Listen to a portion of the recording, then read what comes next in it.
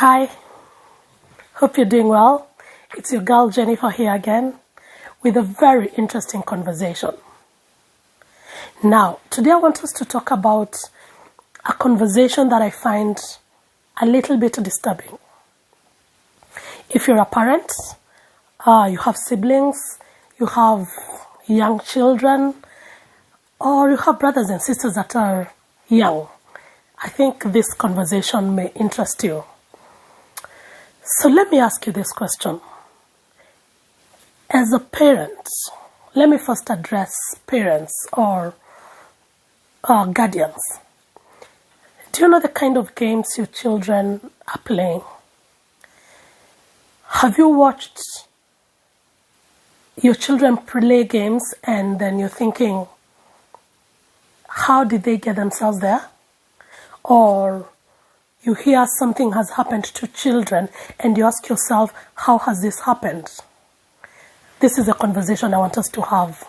So I want us to talk about a conversation on dangerous games, risky games, or very risky dares that sometimes children or sometimes maybe young adults get themselves into.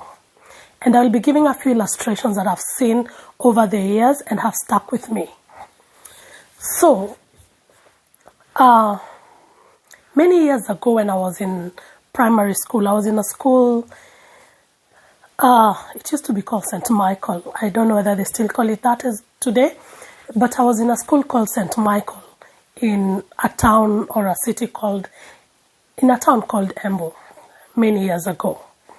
And when we were in that school, one time, I remember growing up those days, we had this thing of, as you're playing as children, you're friends, so you have a certain clique of people who you know are your friends, and maybe others who are not your friends.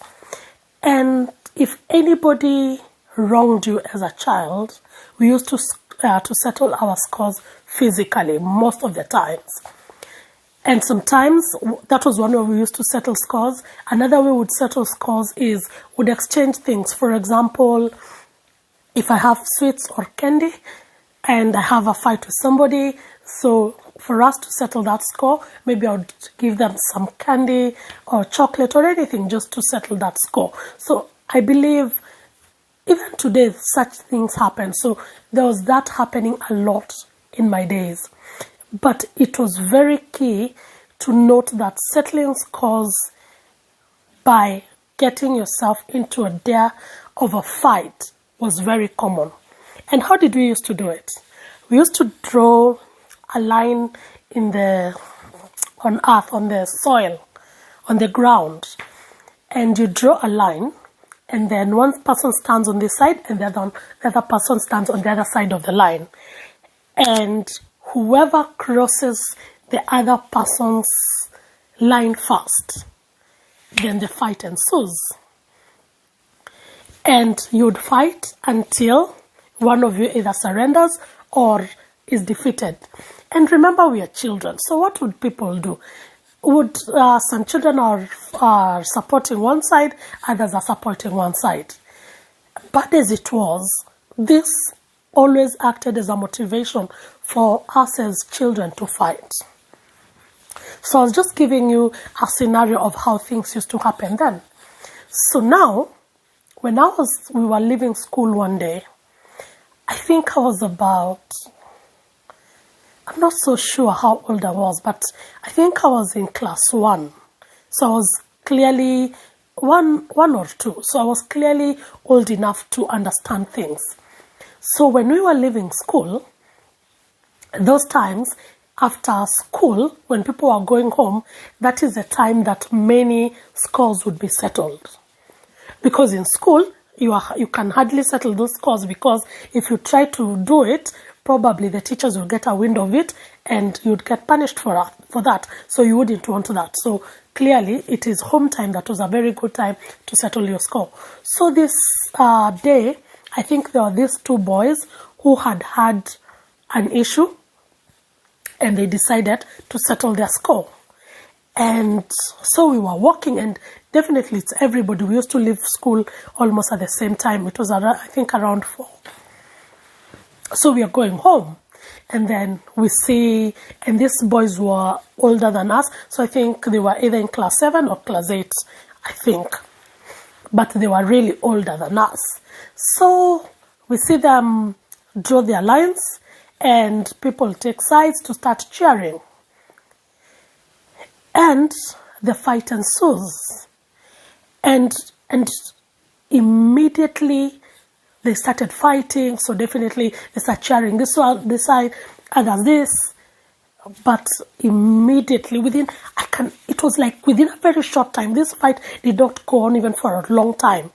But within a very short moment, one of the boy just threw a blow, a kick, and it hit one of the boys somewhere around the chest. And immediately it hit this boy on the chest. It sent him flying on the ground, and he just fell, and he was still. And for a moment, everybody was shouting, you're cheering your guy, but all of a sudden somebody is down. So you're thinking like, hey, it was normal for somebody to fall and get up and continue the fight. But this boy falls and doesn't get up. And all I could remember then is some people ran off, others started screaming. And remember, we are not the only people on the road. There were adults passing and everything. So within a few minutes, people now are coming to check what is really happening. So some students are surrounding, others are there, people are coming, so they're coming to see what is happening. So people are like calling his name, wake up, wake up, wake up. And the boy doesn't wake up. And it is at that point that some adults came and told us to leave, and we go. When we go to school the following day, rumor has it that the fight that ensued yesterday, that boy who got kicked happened to die. That event stuck with me. I was a young girl, but it stuck with me. So I grew up. Remember, I've told you we used to settle scores in that way. We continued settling scores in that way, but for me, I will be very honest with you, I've been brought up in a family with 2 brothers, and with boys, definitely you fight a lot. So me and my brothers would even fight. So it wasn't unusual for me even to fight outside. So I grew up really fighting. I loved fighting as a girl growing up. But that incident, as much as I didn't quite understand what happened, and I didn't really quite understand death, how it would happen, but somehow it slowed me down on my fighting in settling scores. And then I think I was a bit particular not to be hit or hit some places, you get. So for me, I started going the side of settling scores with things, candies, doing things for people, things like that. But that stuck with me, and I didn't know that it stuck with me growing up. That is one incident. Another incident is when I was like, I was not even in school. I think I had cleared, or I was in high school. Either I was in high school or I had cleared high school, one of the two. I can't remember. So I have my small nieces, my nieces and nephews. So my nieces and nephews, at that time they were about, I think 5, 6, not older than that. So I think 4, 5, 6, because those are 3 nieces. So, and a nephew. So this nieces and nephew, as they are playing, they would really imitate what they see people do. So one time they were trying to be doctors. And as they're trying to be doctors, they would, the way children will pick things and say, oh, you're a doctor, so you're sick, so you need an injection. So when one of them needs an injection, they would take the broomstick, and our broomsticks that have like swept a bit, they had like some sharp points. So they would take the sharp point, and it is the sharp point they would use as the needle to inject. So whoever is sick, they would inject them. So they knew that people would be injected on the hand or on the thigh. So they would inject you. So they'd pretend they're injecting, and they inject until it's another person like that. So one time we are going to this shower, one of the girls, and then we realize this girl has a wound on their thigh. And when we ask the child, what happened? Why do you have this wound on the thigh? And she says it's because the doctors, meaning the brother and the sister, have been injecting her. And we're like, so what did they use to inject you? And she shows us the broom, the broomstick. And we were like, oh, okay. So we called them and told them that that is a dangerous game to play and they shouldn't do that. Remember, why now it is concerning is because they've been injecting this girl on the thigh till the thigh developed a wound that has some pus in it and a hole, because when some pus has stayed in a place, it's infected, so it's even digging and eating a bit of the skin. And they would do it every day, because anytime they come and see the wound is still there, they'll think, yeah, you need an injection. So they would inject on the wound, infecting it, So we told them, no, you shouldn't do this. And so we gave this wound attention and everything. Now, that also stuck with me, because these children had no ill intention. They just wanted to be doctors, and they had ways of practicing on each other to be doctors. But it is unfortunate that one of them, and who kept on asking this child, you mean you're not feeling pain? But then for her, she thinks like, yeah, even if I feel pain, but injections are painful. You get? And so the question that we kept on asking ourselves, the adults that saw this, we were like, supposing we hadn't even noticed it quick enough, because this wound is already infected, and then now if we hadn't given it care and these children continue to inject this wound every day, what would have happened? You see, another game that children were playing but has consequences that they are very oblivious about.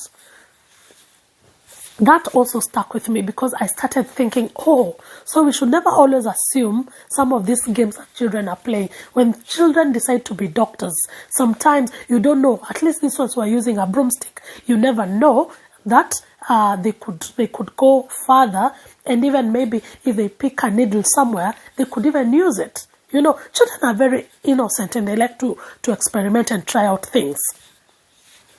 That is another incident. Another third incident is some distant cousins of mine. Again, one of them, my cousin, and he's a guy. And they go and they are playing with their friends in the estate they were living in. And when they are playing, I don't know whether it was an accident or but something just happened. And one of the boys, a broomstick again, like pierced, I think for lack of a better word, pierced one of those cousins, his eye, on the pupil. And you know how the boy comes crying, oh, this one has done this and this and this and this. And the parents are like, what is all this, So they want to rush the boy to hospital, because the boy clearly is in pain. And they rush the boy to hospital. Unfortunately, the boy gets treated, but he ends up losing sight on that eye.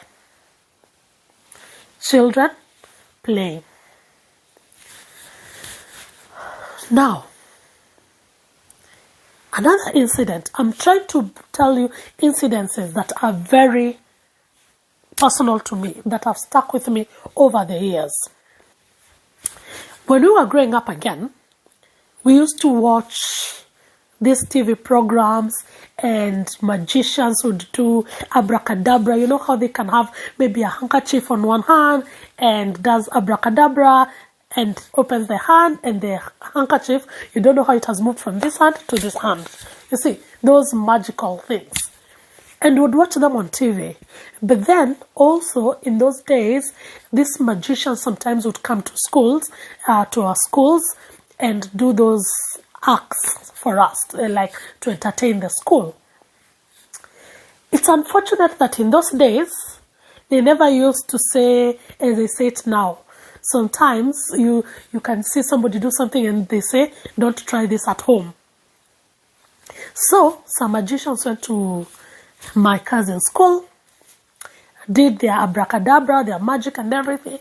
And this time, this guy, I think, would pour something on the body, and then he would light and be on fire. Then all of a sudden, the fire disappears. So, and sometimes he would eat, like, you'd see fire coming out of his mouth and stuff like that. Like, very funny, weird games, but it was magic, you know. So what happens? My cousins go home, and in the time of joking with one another, they decide to pour some paraffin on one of my cousins in their play, and they're trying to do what they saw, and they're thinking, like, once we do that, he will not light. We'll do abracadabra, say abracadabra. Oh, unfortunately, when they did that, it lit my cousin and definitely left him with severe burns. Children playing. Unfortunately, or fortunately, at least my cousin was taken to hospital, definitely got the scars, got treated, has scars, but at least it wasn't fatal. But there was, there was nothing done, no action taken, because there was no ill intention. Children being children. So, then many years later, I think I was either in class 7, 8, I was still in primary school, I believe so. We went to the village. After going to the village, there's this boy who really liked to fight. And because he liked to fight, and I've told you how people used to settle scores, I don't know what the boy did to me. And so, me and him had a score to settle. So, how are we to settle it? Through a fight. So we got into a fight with a guy, and I hit him so hard, I beat him so hard, so I won the fight. But him being a boy, he didn't accept defeat, and I didn't know. So as I'm turning to walk away, much later, after the fight has stopped and everything, I've been declared the winner, yay, a girl has won. And so, as I turned and as I was walking away, the boy went on those times there are so many people used to grow a lot of coffee in the village. So I think he just entered one of the coffee plantations, plucked a dry coffee, what would I call it? Stick, no, branch, but it was a dry one. So got a stick, and when I wasn't looking, he used like that stick, you know, it's dry, so it has a sharp end. And he, you know, like you can use a knife to stab. So that's what he did to me. At the back of my neck, here. The next minute I just, you know, what I realized is I just, you know how you can feel something has just, a sharp thing has hit you. And as you turn, you see the boy running. And the part you felt something, as you go to touch it, you find you're profusely bleeding. And at that time, you're thinking, what do I do? And my mind just thought, this is revenge because I won, I fought and won. But definitely, I think he wasn't happy. And because he knew he couldn't dare me into another fight, he decided to do something like either to, I don't know what it was supposed to mean. And I bled. And you know, the hardest thing was me going home, bleeding, saying this has happened. And because the next thing you'll be asked, so how did this happen? And it was after a fight, you know. But before even I got home, the other children that we were with, the first aid that people knew then was immediately somebody starts bleeding, you get salt and you add to you put it on the wound. Do you know why they say adding salt to injury? Yes, that is what it means. So you can imagine the pain.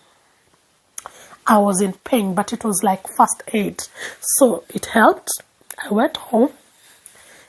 Definitely my parents gave me first aid and everything. Some of the meat was coming out, like it was really a nasty thing, yeah. So taken to hospital, got treated and everything, but I also got disciplined for it because why are you fighting? Why are you daring each other? So let's start analyzing all these things so that you understand how as children we get ourselves into things, or children can get themselves into things that are life, because in all these incidences some have been fatal, some have been life-changing, and others could have been either by God's grace it didn't get there.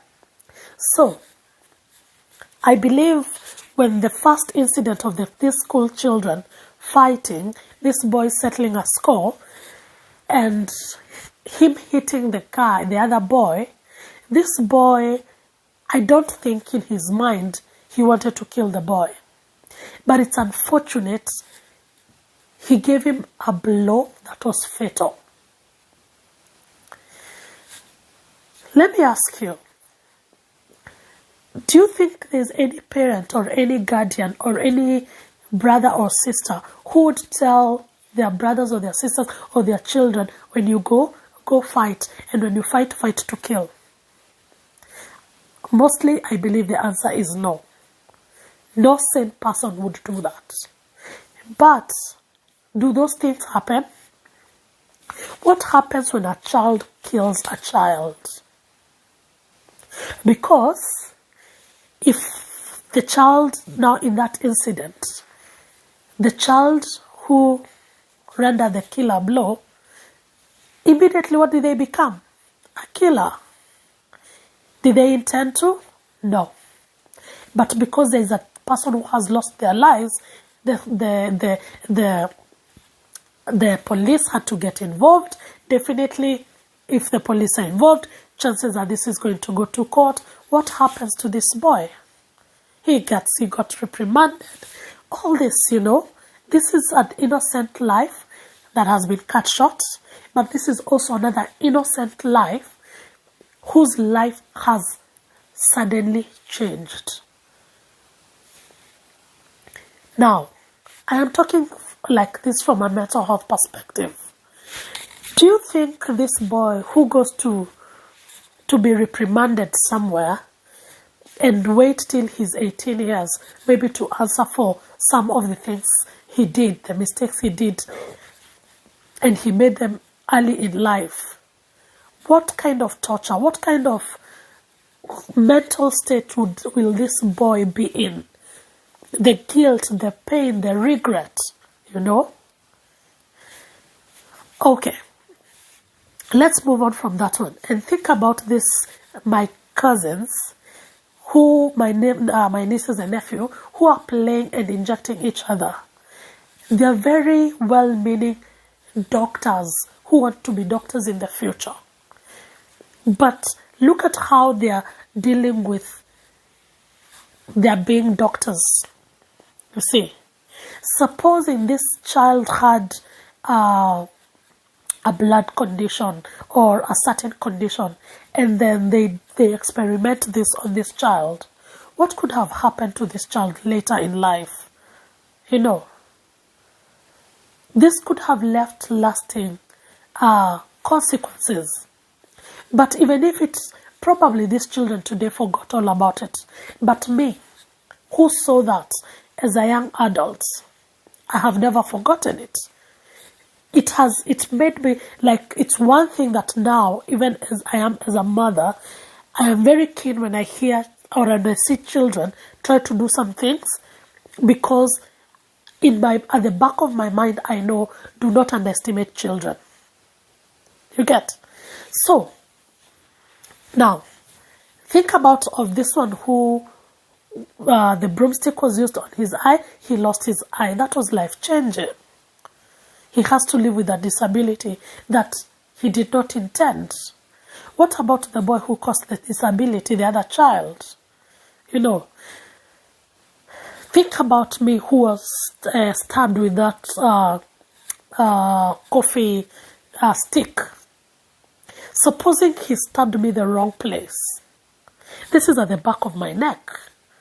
What if he got me somewhere that could have left me paralyzed? You know. What if when I was fighting with this boy, I also hit him? I would have hit him probably on the head and probably left him in a certain state. So, why did I bring this topic today? I brought this topic today because we need to be wary of some of the games our children play. And also be keen on what our children are watching and what they are introducing themselves to. Now, I've given instances that are physical, that you can see the consequences. But there are some things that are not physical. They leave a mental impression in our children's minds or in their lives. See, so we need to be careful. We need to be very keen, because our children learn by observing. They observe and they do. They observe and experiment. Sometimes you could be a strict parent. They may not experiment in your presence. They may experiment somewhere else. But some of these experiments, some of these dares, because when we are fighting, it's where we have a dare. Can you imagine? Today, children play truth or dare. And when you're dared, you're told, go and strike somebody. What if you strike them the wrong way? Why I was bringing this across is because we need to teach our children that not, even if it is a truth or a dare, it's not everything. Just because you've gotten yourself into a game, you should know it is a game. And if it is something that is beyond you doing or that could have like dire consequences, we need to teach our children it is okay to retreat, and it is okay to look weak other than look strong when you have left some lasting consequences that you will regret or that could change other people's life in the negative, you know. So, please, as guardians, as parents, as brothers, as sisters, and people who just love children or young adults, people growing, let's put the right values in them so that they are able to walk away from some situations. You know, you don't have to always win. Just because somebody has dared you into a fight, you don't have to fight back for you to look like, yes, you're a winner, or you are, for us we used to call them fast body, meaning like you're the strong one. You don't have to be that. You don't have to be that. Let's teach our children it is okay. There's winning in losing. Okay? I hope this makes sense. I hope this gives you some insights. Please discuss in the comment section and tell me if you have experienced some of these things that children have done that could be very dangerous, risky, or even life-changing. See you in the next video, and Bye.